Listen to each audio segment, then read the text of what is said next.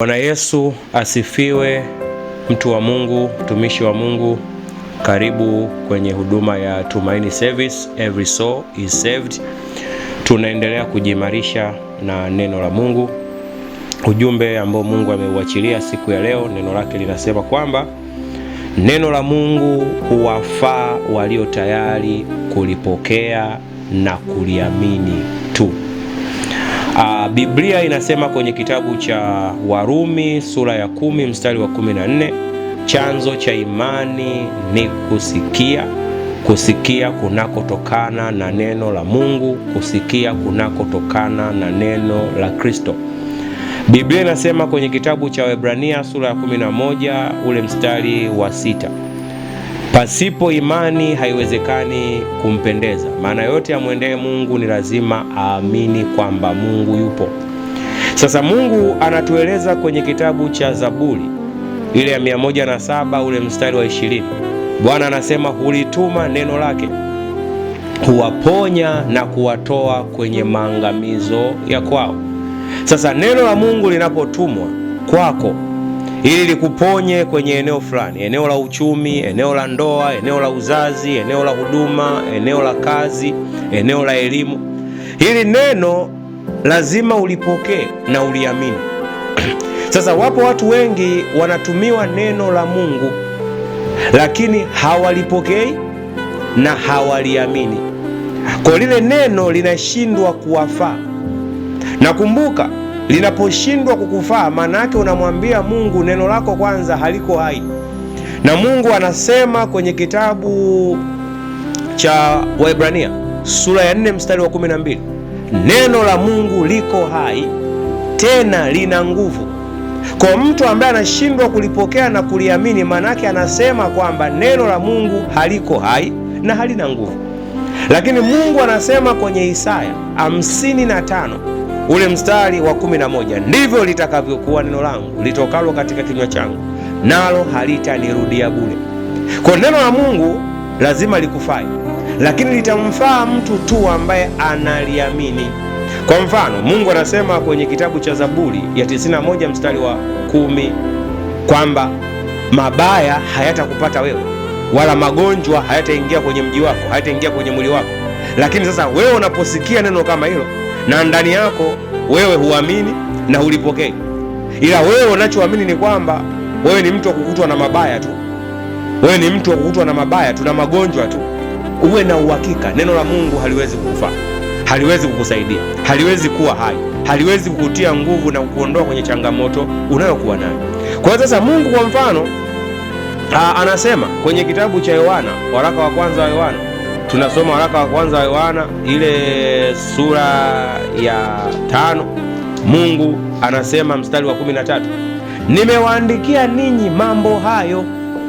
Kwa maana yake neno la Mungu limeandikwa kwa ajili yetu sisi, na Mungu anasema wazi kwa ajili yetu sisi na vizazi vyetu, kwa ajili ya wanasiasa, kwa ajili ya wazee, kwa ajili ya vijana, kwa ajili ya kina baba, kwa ajili ya kina mama, kwa ajili ya wanafunzi, kwa ajili ya madaktari, kwa ajili ya maaskari, kwa ajili ya wasafiri, kwa ajili ya madereva, kwa ajili ya wafanyabiashara.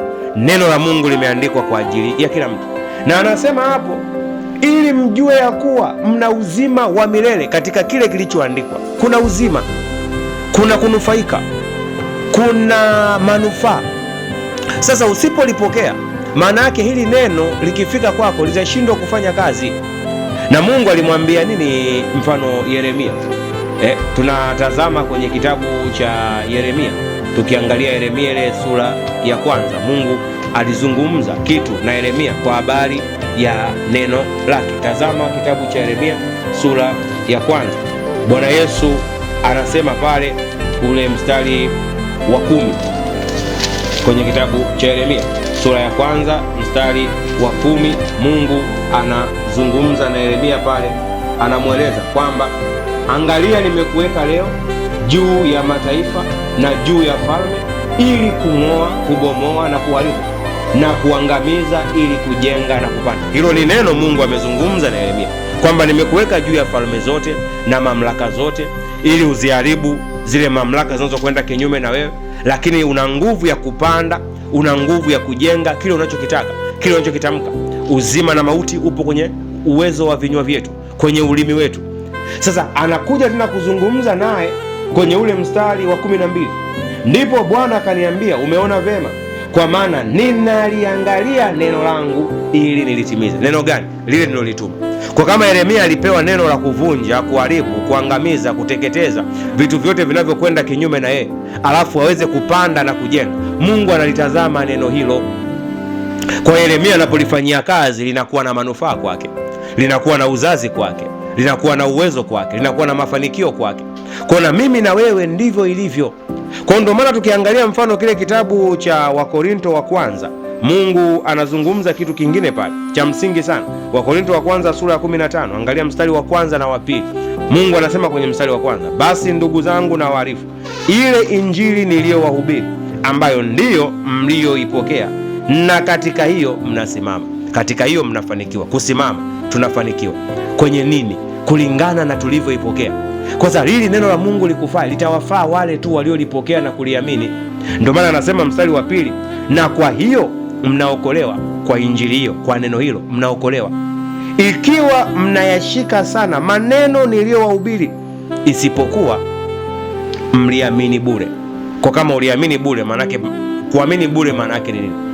Mungu anasema kuamini bure kwanza ukusikia, lakini kuamini bure manake ulitendei kazi. Imani pasipo matendo imekufa. Na watu wengi wako hivyo. Kuna ambao wanasema ninaamini, lakini hafanyii kazi lile neno la Mungu ambalo limetumwa kwake. Manake ile imani inakufa na lile neno halitofanya kazi. Kwa halitakufaa.